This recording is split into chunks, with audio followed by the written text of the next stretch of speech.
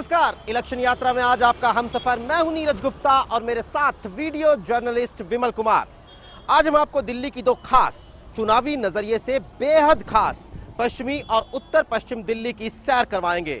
BJP, Congress और आम आदमी पार्टी के बीच त्रिकोणीय मुकाबला है यहां पर, तो किसकी खुलेगी किस्मत और किसका कटेगा पत्ता, ये जानने के लिए चलिए मेरे साथ इलेक्शन यात्रा पर।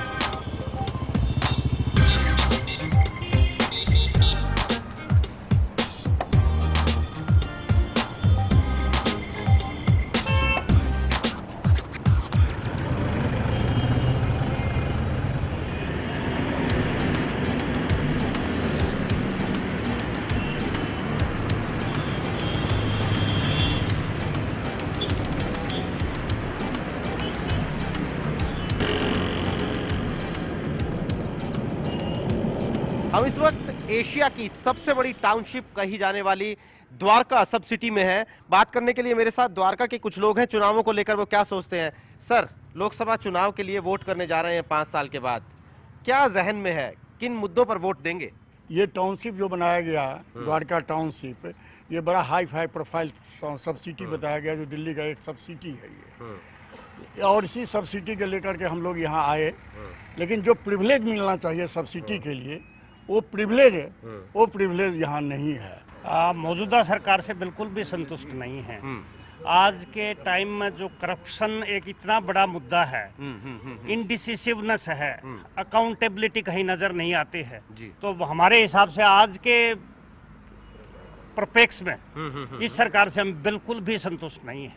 आप कुछ कहेंगे सर? नहीं, मुझे तो लगता है कि जो सरकार है वो स्टेबल रहे जी। ऐसा देख के लग रहा है कि कोई तो ऐसे मतलब टुकड़ों में बनेगी और फिर पता नहीं कितने दिन तक वो चलेगी।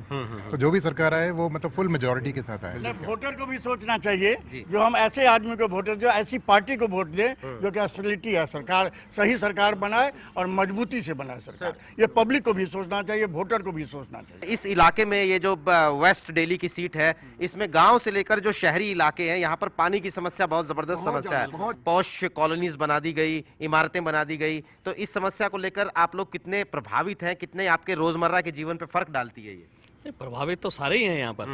और रोजमर्रा में ये है कि भाई अब जैसे अगर पानी नहीं आएगा तो पानी के बिना तो जीवन वैसे ही जो है कुछ है ही नहीं। तो पानी तो जो है बेसिक नेसेसिटी है हमारी, और वो तो चाहिए ही चाहिए। पश्चिमी दिल्ली की के तमाम इलाकों में, चाहे वो द्वारका जैसे इलाके हों जो शहरी इलाके हैं, या फिर पश्चिमी दिल्ली के देहात इलाके हों, पानी की समस्या बहुत ही जबरदस्त समस्या है। द्वारका के कुछ इलाकों में लोगों ने धमकी दी थी कि अगर पानी की व्यवस्था नहीं की जाएगी तो हम लोग नोटा पे मोहर लगाएंगे, किसी को वोट नहीं देंगे। अगर वोटर वोट देते तो नोटा वोट से वोट खराब हो जाएगा। इसलिए एक पार्टी को, जनता को, वोटर को भी सोचना चाहिए, एक पार्टी को वोट दे ताकि स्टेबिलिटी गवर्नमेंट में है। तो ये हमने द्वारका इलाके के लोगों से बात की। अब मैं आपको पश्चिमी दिल्ली सीट के उन इलाकों में लेकर चलूंगा जहां 1984 के सिख नरसंहार के जख्म आज भी गलियों में टहलते हैं।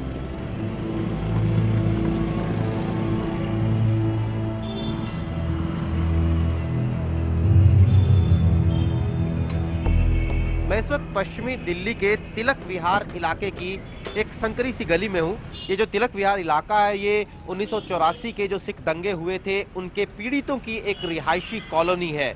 हर चुनावों में इन लोगों के अपने मुद्दे रहते हैं। बात करने के लिए मेरे साथ कुछ लोग मौजूद हैं। अभी हाल में आपने 4-5 महीने पहले विधानसभा चुनाव के लिए वोट डाला था, लेकिन अब लोकसभा चुनाव के लिए आप लोगों को वोटिंग करनी है। क्या मुद्दे आपके जहन में रहते हैं वोट करते वक्त? ये बात हमेशा ही हमारे इलेक्शन के जब टाइम आता है तो वो आते हैं, और सारी राजनीतिक पार्टियां जो है ये 84 का मुद्दा उठाते हैं जी। तो हमारा ये है कि हम चाहते थे कि भाई ये जो है हमारे को न्याय मिले। क्या इसके अलावा, दंगे के अलावा भी कोई मुद्दा होता है वोट देते वक्त आप लोगों के जहन में? नहीं, सब तो पहले तो साडा दंगे दे नाल मतलब क्यों साडे नाल बहुत बुरा होया, आज तक सानू न्याय नहीं मिला। हमारे जहन में जरूर होता है दूसरा मुद्दा, क्योंकि गांव, कॉलोनी, शहर में जो पढ़े लिखे एजुकेटेड लोग हैं या कोई पीड़ित परिवार हैं, उनको नौकरियों के लिए भी आरक्षण मिलना चाहिए।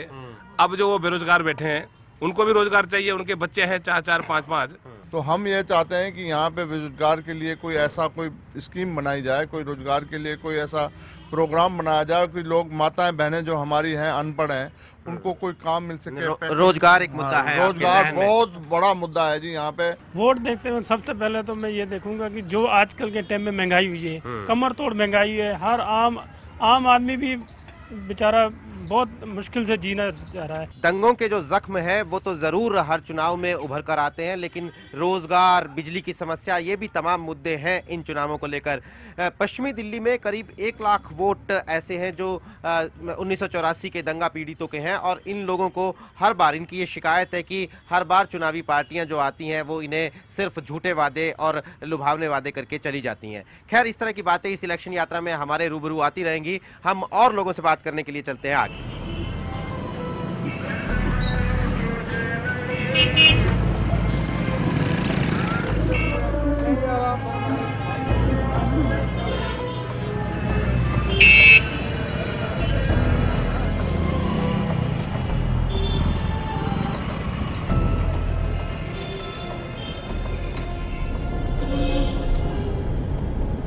दिल्ली के भीड़ भरे इलाकों से होता हुआ हमारा कारवां जनकपुरी में आ पहुंचा है। ये मिडिल क्लास और हाई मिडिल क्लास पश्चिमी दिल्ली की जो सीट है उसका ये पॉश इलाकों में गिना जाता है। जाहिर तौर पर अगर इलाके की सूरत बदली है तो मुद्दों की सीरत भी बदली होगी। हम बात करते हैं यहाँ मौजूद कुछ लोगों से। 10 तारीख को जब आप वोट डालेंगे तो आपके जहन में सबसे अहम बात क्या होगी? क्या ख्याल आपके जहन में होगा? मैं मेंस राइट मूवमेंट से ताल्लुक़ रखता हूँ। आदमी की बात कोई नहीं करता है, तो इस बार हमने तय किया है कि हम और कुछ फैमिलीज 40 फैमिलीज अभी तक जुड़ी हैं, हम सब नोटा को सपोर्ट करेंगे, नोटा पे मोहर लगाएंगे। और कोई भी कैंडिडेट अगर मैन राइट्स की बात करता है और हमारे मुद्दों को उठाना चाहता है तो हम उसे वोट देने के लिए, चाहे वो किसी भी पार्टी से हो, चाहे वो टेंटेड हो, चाहे वो किसी भी पार्टी से हो, इससे कोई मतलब नहीं है। एक दिलचस्प बात है, इनका अपना मुद्दा है, इनके लिए पार्टी या उस उम्मीदवार की जो निजी पहचान है वो कोई खास महत्व नहीं रखती है। इनका कहना है कि ये अपने मुद्दे को लेकर वोट डालेंगे, वरना नोटा यानी कि किसी भी उम्मीदवार को वोट नहीं डालेंगे। आप जब 10 तारीख को वोट डालेंगी तो आपके जहन में क्या रहेगा? क्या आप उम्मीद करती हैं अपने नेता से? मैं उम्मीद करती हूँ कि जो महिलाओं की सुरक्षा है उसको थोड़ा कड़ा किया जाए, क्योंकि दिल्ली में महिलाओं की सुरक्षा को लेकर बहुत ज्यादा ही आपत्ति रहती है। हम लोगों को घूमने फिरने या किसी भी तरह की एक्टिविटी में प्रॉब्लम्स होती है। जबकि अभी तो साल भर पहले कानून में बदलाव आया है, लेकिन सरकार ने सख्ती की है। ज्यादा कुछ दिखता नहीं है ना, रिजल्ट दिखता नहीं है। एक्चुअली बात ये है। क्या आप यंग वोटर हैं? मुझे लगता है कि पहली बार ही शायद आप लोकसभा के चुनाव में वोट डालेंगे। बिल्कुल बिल्कुल। क्या आपके जहन में रहेगा? क्या चाहते हैं आप आने वाली सरकार से? हम इतना चाहते हैं कि जैसे कोई भी हो, कोई भी नेता हो, लेकिन बस इतना है कि सिक्योरिटी सबको मिले, खासकर लेडीज को जो रात में शायद नहीं मिल पाती है, सभी को सिक्योरिटी मिले, और जो भी है महंगाई कम हो जाए। जितनी भी चीजें हो रही हैं हमारे देश में, चाहे वो बीजेपी हो, चाहे वो झाड़ू वाले केजरीवाल हो, व्हाटएवर जो भी हो, आज तक किसी ने हमारे देश के लिए कुछ किया नहीं है। तो वोट देते समय सबसे पहले मेरे दिमाग में यही चीजें आएंगी कि अब मैं जिसको वोट देने जा रही हूँ, क्या he is the right candidate, क्या मैं उस पर ट्रस्ट कर सकती हूँ, क्या मैं उस पर रिलाई कर सकती हूँ। मैं तो इस बार वोट डालूंगी ताकि मतलब जो यंगस्टर जो आएंगे, सब यंगस्टर मतलब सबको वोट दे, और वो वोट इस तरह का दे जैसे जहाँ पे कम्युनलिज्म ना हो, जहाँ पे डेवलपमेंट हो, हर चीज़ मद्देनजर रखते हुए वोट देना चाहिए, जरूरी है। लगता है हर वोटर को अपने वोट की अलग कीमत चाहिए। तमाम तरह के मुद्दों पर यहाँ जनकपुरी इलाके में लोगों ने हमसे बात की। खैर, ये तो हुई शहरी इलाके की बात। अब हम चलेंगे दिल्ली देहात। कहते हैं देहात पर माथा टिकाए बगैर पश्चिमी दिल्ली की इस सीट पर जीत मुमकिन नहीं होती। तो चलते हैं दिल्ली देहात।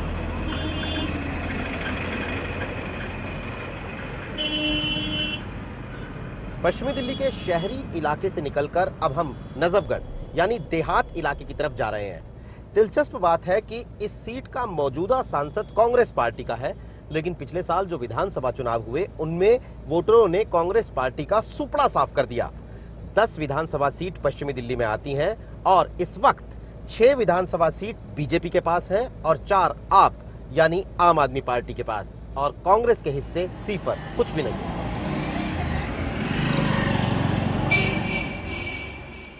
मैं इस वक्त पश्चिमी दिल्ली सीट के नजफगढ़ इलाके के छावला गांव में हूं। ये वो इलाके हैं जहां पहुंचने से पहले राजधानी की तमाम चमक धमक, तमाम विकास अपना रास्ता बदल चुके होते हैं। लेकिन चुनावों में यहाँ के लोगों के क्या मुद्दे हैं, बात करते हैं हम। चौधरी साहब, 10 तारीख को वोट डालना है, क्या मुद्दे हैं आपके, क्या ध्यान में रहेगा वोट डालते वक्त? भ्रष्टाचार तो है ही है, इसमें तो कोई शक नहीं है, भ्रष्टाचार तो है, लेकिन अब की बार जो है इसको चेंज करके दें, चेंज हो जाएगा, जैसे चेंज होगा वैसे काम चलेगा। आपको लगता है कि बीजेपी के आने से हालात सुधरेंगे? हालात तो कोई सब ना था, कांग्रेस ने तारी ना और बीजेपी भी इसी तारेगी और की नहीं दें। कांग्रेस से क्या शिकायत है? कांग्रेस से शिकायत है, कोई काम ही नहीं किया और जमींदारों को तो इन्होंने बिल्कुल मार दिया। पानी नहीं, बिजली, ट्यूबवेल बंद कर रखे, ट्यूबवेल नहीं लगा सकता। आप 4 भाई हो, 2 भाई न्यारे हो गए तो ट्यूबवेल नहीं लगा सकते। ये बंद कर दिया कांग्रेस पार्टी ने। किसी का नौकरी का ना रोजगार ना, महंगाई इतनी ज्यादा, बहुत ज्यादा। अब बड़े बुजुर्गों का अगर मान लिया मुझे आप पसंद ना भी हो, फिर भी लोगों का दबाव है, मैं कहूँगा मैं बीजेपी दूंगा, लेकिन वोट बीजेपी को भी नहीं जाएगी। सही बात है। जाना वही है जहाँ सचमुच में काम करने वाले। विजयासन का एमएलए बीजेपी का था, कांग्रेस गवर्नमेंट कांग्रेस की है, क्यों देंगे? देंगे टांगड़ा देंगे। अच्छा, बहाने के तो कितने बहाने बना, इसलिए फ्लाईओवर नहीं बना 5 साल से, बन नहीं रहा है, बस दिखावा है। अभी जाके देखो, अगर आप यहाँ से निकलोगे तो ये पूरा डाइवर्शन क्या है, गाड़ियाँ क्यों नहीं चल रही? यही है वो पुल गांव के लोग जिसकी शिकायत कर रहे थे। सूबे की सरकार और इलाके के विधायक की आपसी तनातनी के चलते पिछले करीब 5 साल से जर्जर हालत में पड़ा ये पुल पूरे इलाके के लोगों की मुसीबत का सबब बना हुआ है। तो यह था पश्चिमी दिल्ली सीट का हाल। अब हम आपको लेकर चलेंगे नॉर्थ वेस्ट यानी उत्तर पश्चिमी दिल्ली और जानने की कोशिश करेंगे कि क्या बीजेपी को आम आदमी पार्टी की चुनौती मिल पाएगी या फिर कांग्रेस अपनी साख बचाने में कामयाब हो जाएगी। हमारा ये चुनावी सफर जारी है, मिलते हैं एक छोटे से ब्रेक के बाद।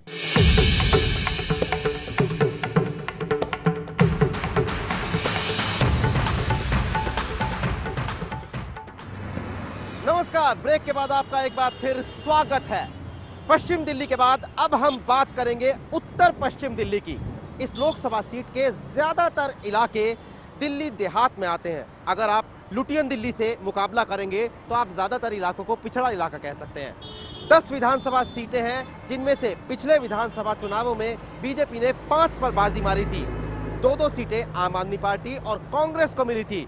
तो इस बार लोकसभा चुनावों में 10 तारीख को क्या सूरत हाल होने वाला है, लोग ईवीएम मशीन का बटन किस पार्टी के नाम पर दबाएंगे, जानने के लिए चलते हैं उत्तर पश्चिमी दिल्ली।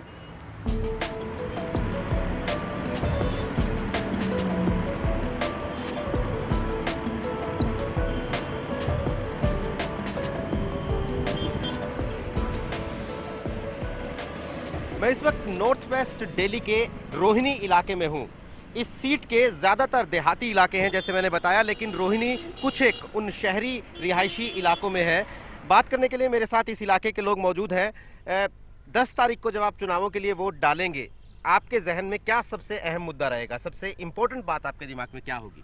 देश की डेवलपमेंट जी, उसके बारे में जो भी पार्टी अपने मैनिफेस्टो में हम लोगों को इम्प्रेस करेगी, हम लोग प्रॉमिस करते हैं कि हम वोट उसी पार्टी को डालेंगे। सब अपने आप में इतने परेशान हो चुके हैं जिनकी तरफ किसी भी पार्टी का कोई ध्यान नहीं है। और हमने 10 साल 15 साल कांग्रेस को भी देख लिया। हम इसीलिए चाहेंगे कोई ऐसी पार्टी आए जो हर दुनिया पब्लिक के एक एक विचारों को समझे और उस पर उसके लिए सोचे। अब हमें चाहिए कि हमें एक स्टेबल गवर्नमेंट, तो स्टेबल गवर्नमेंट हम देख रहे हैं इस वक्त कोई भी छोटी छोटी पार्टियां है ना, किसी के बस का नहीं है।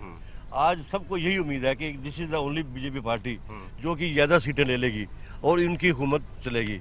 ये हालांकि मैं नहीं समझता कि फुल्ली मेजोरिटी में आ जाए, कोशिश शायद कर रहे हैं। अभी ये है कि यदि मिक्स सरकार आती है तो वो अपने बारे में ही सोचेगा कि भाई हम पहले इसको बचाएं, अपने बच के रहे, दूसरे के बारे में सोचने की उसको मौका ही नहीं मिलेगा। और कोलिशन गवर्नमेंट आपका मतलब है कि वो अपने को बचाने में लगी रहती है, जनता पर ध्यान नहीं दे पाती। और यदि वो पूरी तरह से बहुमत में आती है, चाहे कोई गवर्नमेंट आए तो वो पब्लिक के लिए सोचेगी, देश के लिए सोचेगी। हमारी पूरी इंडस्ट्री और सब चीज खत्म हो चुकी है। किस इंडस्ट्री की बात कर रहे हैं? टोटल ऑल ओवर इंडिया जो है, छोटी जितनी भी इंडस्ट्री थी वो सारी खत्म हो चुकी है। आज की डेट में सारा का सारा जो बिजनेस है वो बड़े उसमें ही जा रहा है। तो हमारे को ऐसी ही गवर्नमेंट चाहिए जो कि सभी लोगों को एकदम डेवलपमेंट करे। ये जो बार बार इलेक्शन हो रहे हैं, ये आप और हमारे पॉकेट से पैसे जा रहे हैं। आज ये देखो, मान लीजिए कि ये इलेक्शन के चक्कर में आज 1 साल से बिल्कुल धंधे, पानी, सर्विस सब बंद है। तो ये हमने रोहिणी इलाके के लोगों से बात की। ज्यादातर लोगों का जो मुद्दा है वो स्थायी सरकार का है, ताकि लोगों का कारोबार ढंग से आगे बढ़ सके और जो महंगाई का मसला है वो भी शायद लोगों को उससे कुछ राहत मिल सके। अब हम आगे चलेंगे दिल्ली के कुछ और हिस्सों में लोगों से बात करने। इलेक्शन यात्रा का सफर जारी।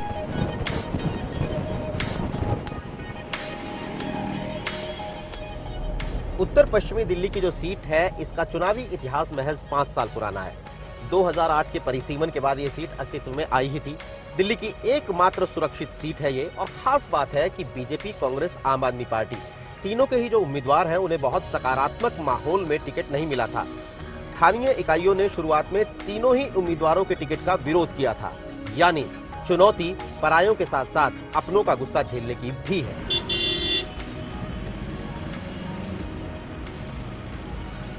हम इस वक्त हरियाणा की सरहद से लगते नॉर्थ वेस्ट दिल्ली के अलीपुर गांव में हैं। देहात की समस्याएं, देहात के मुद्दे शहरों से अलग होते हैं। बात करते हैं यहाँ कुछ लोगों से।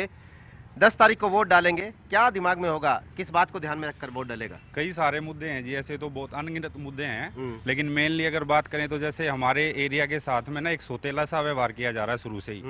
मेट्रो की हमारे यहाँ से शुरू से ही डिमांड उठ रही है, लेकिन जबकि अगर हम बात करें यूपी में भी मेट्रो पहुंच गई है, हरियाणा में भी 2 तरफ मेट्रो पहुंच गई है, गुड़गांव में पहुंच गई है और इधर अपना बहादुरगढ़ में भी पहुंच गई है, लेकिन यहाँ दिल्ली के अंदर नरेला और अलीपुर के लिए बिल्कुल मेट्रो का कोई आपको अगर कनॉट प्लेस जाना हो नरेला के आदमी को कितना वक्त लगता है उसे? हमें यहाँ से कनॉट प्लेस के लिए करीब 2.5 से 3 घंटे लग जाते हैं। पता नहीं क्यों हमारे साथ सौतेला व्यवहार किया जा रहा है।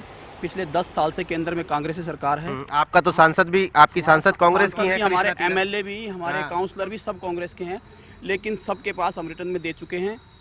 आज तक एक लेटर का भी किसी ने जवाब नहीं दिया है।